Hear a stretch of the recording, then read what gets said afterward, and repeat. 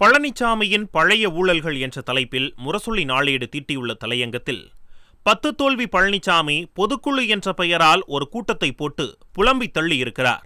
அதிமுக தொண்டர்களால் நிராகரிக்கப்பட்டவர் அவர். சொந்த கட்சிக்காரர்களால் கருப்பு கொடி காட்டப்பட்டவர் என்ற புகழை பெற்றவர் பழனிசாமி என விமர்சிக்கப்பட்டுள்ளது. பாஜகவுடன் கூட்டணி வைத்ததைத்தான் பலரும் குறை சொல்கிறார்களாம். மற்றபடி அப்பழுக்கற்ற ஆட்சியை அவர் கொடுத்தாராம். யாராலும் அவரது ஆட்சியை குறை சொல்ல முடியாதாம். தனது ஆட்சி மீது ஊழல் குற்றச்சாட்டே இல்லை என்றும் வாய்க்கு வந்ததை அள்ளி விட்டுள்ளார் பழனிசாமி. அரங்குக்குள் வந்துவிட்டோமே என்று பலரும் அதனை கேட்டு தொலைத்துவிட்டு திரும்பி இருக்கிறார்கள். தனது ஆட்சி காலத்து ஊழல்கள் 4.5 ஆண்டுகள் ஆனதால் நாட்டு மக்களால் மறக்கப்பட்டு இருக்கும் என்று நினைக்கிறார் பழனிசாமி. கமிஷனால் ஆட்சி நடத்தி அதனை பிரித்து கொடுத்ததால் தனது நாற்காலியை தக்க வைத்துக் கொண்டவர் பழனிசாமி என்பதை அவரை சுற்றி இருந்தவர்களே அறிவார்கள்.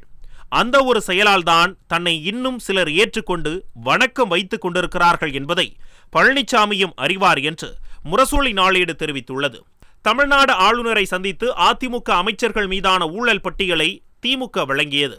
முதலமைச்சர் பழனிசாமி, அமைச்சர்கள் வேலுமணி, தங்கமணி, விஜயபாஸ்கர், உதயகுமார், காமராஜ், ஜெயக்குமார் ஆகியோர் மீது ஊழல் புகார்கள் அதில் இடம்பெற்றிருந்தது.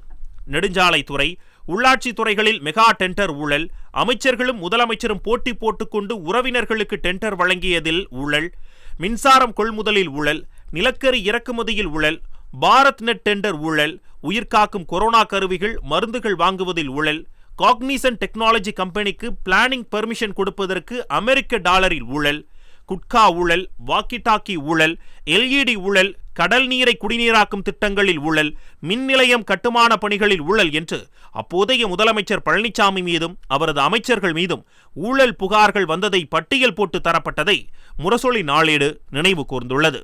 மாணவர்களுக்கு மடிக்கணினி வழங்குவதில் ஊழல், ஆவின் பாலில் ஊழல், ரேஷன் அரிசியில் ஊழல், மணலில் ஊழல், பிளீச்சிங் பவுடர், துடைப்பம் வாங்குவதில் ஊழல் என்று கிடைத்தது வரை எடுத்துவிடும் நோக்கத்துடன் அதிமுக அமைச்சர்கள் தமிழக நிதி நிர்வாகத்தை நாசம் செய்ததை அந்த அறிக்கையில் பட்டியல் போட்டு கொடுத்தார்கள். பழனிசாமி முதலமைச்சராக இருந்தபோதே அவர் மீது டெண்டர் வழக்கு பாய்ந்தது.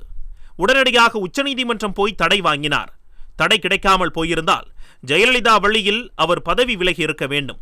தடை வாங்கியதால் முதலமைச்சர் பதவியில் தொடர்ந்து நீடித்தார். உங்கள் மீது ஊழல் புகார் சொல்லப்படுகிறதே என்று நிருபர்கள் டெல்லியில் வைத்து அவரிடம் கேட்டார்கள். யார் மீதுதான் ஊழல் புகார் இல்லை என்று சொன்னவர்தான் பழனிசாமி. எவ்வளவு புகழ்பெற்ற வாக்குமூலம் இது! இதனை கல்வெட்டாக வைத்து அதற்கு கீழே பழனிசாமி உட்கார்ந்து கொள்ளலாம் என முரசொலி நாளேடு விமர்சித்துள்ளது. தமிழ்நாட்டில் நெடுஞ்சாலை பணிகளை மேற்கொள்ள ஒதுக்கீடு செய்யப்பட்ட டெண்டர் ஒப்பந்தத்தில் சுமார் 4800 கோடி ரூபாய் முறைகேடு நடைபெற்றதாகவும், இதுகுறித்து பழனிசாமி மீது வழக்கு பதிவு செய்து விசாரணை நடத்த கோரி சென்னை உயர்நீதிமன்றத்தில் திமுக அமைப்பு செயலாளர் RS பாரதி கடந்த 2018ஆம் ஆண்டு வழக்கு தாக்கல் செய்தார். இவைகளை தனது உறவினர்களுக்கே டெண்டராக கொடுத்து கொண்டார் பழனிசாமி என்பதுதான் குற்றச்சாட்டு. பழனிசாமி தனது நெடுஞ்சாலைத்துறை அமைச்சர் பதவியையும் முதலமைச்சர் பதவியையும் தவறாக பயன்படுத்தியுள்ளார் என RS பாரதி மனுவில் தெரிவித்திருந்ததை முரசொலி நாளேடு சுட்டிக்காட்டியுள்ளது. மனுவை விசாரித்த சென்னை உயர்நீதிமன்றம் வழக்கை CBI விசாரணைக்கு மாற்றி 2018 அக்டோபர் மாதம் உத்தரவிட்டது. அப்போது சென்னை உயர்நீதிமன்றம் பிறப்பித்த உத்தரவில் என்ன சொல்லப்பட்டது தெரியுமா?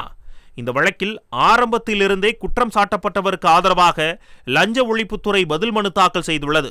அரசு தரப்பு வாதமும் அதே நிலையில்தான் உள்ளது. மாநிலத்தின் முதல்வர் மீது கடுமையான ஊழல் குற்றச்சாட்டுகள் கூறப்படும் போது குற்றச்சாட்டுக்கு எதிராக நீதிமன்றத்தில் அனைத்து ஆவணங்களும் அரசு தரப்பில் தாக்கல் செய்யப்பட்டிருக்க வேண்டும்.